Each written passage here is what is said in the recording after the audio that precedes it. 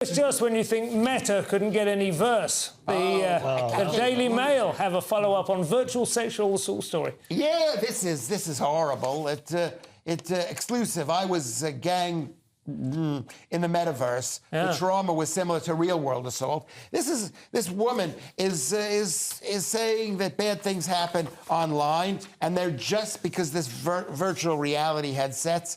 And it's something that happened to her, and her name is Nina Patel, something that happened to her in 2021. And it's now 2023, so this is hardly news. 2024, that's right. Yeah. Oh, my God. You've been ill since 23. Yeah, I know how it is. It's another example of how a woman cannot take responsibility. I do think, and well, I will say this, there's a big photograph of her in this story, looking very attractive and well presented, which is not, you know, to say, I mean, it's in the metaverse, so that doesn't matter. But she's kind of presenting herself as a very sort of, I don't know, it feels like she's talking herself into this story a little bit, do you know what I mean? And, yeah.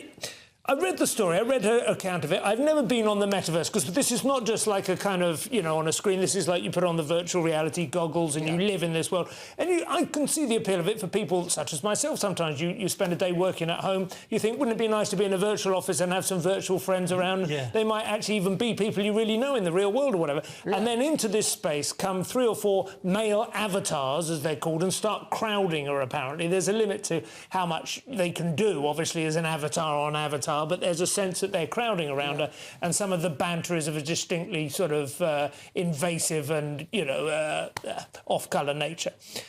Well, it's unpleasant. I mean, I don't know how the metaverse can kind of police this sort of thing, but to say that it is remotely similar to an actual physical sexual assault, I mean, how would she feel? How would anyone feel if she were actually to say that to the face of somebody who had been sexually assaulted in real life?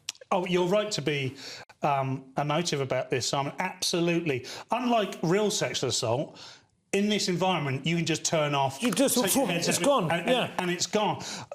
I'm not suggesting for a minute it's not unpleasant behaviour, but let's not forget this is in the realm of video games, where people are killing and shooting each other minute after minute after minute. The thing that's different about this is victimhood has become a very valuable commodity. Yeah. And again, this sounds very cynical, and I'm sure this person's lovely, but I feel like she's used this to her own gain. I'm afraid that's exactly what it smacks of to me.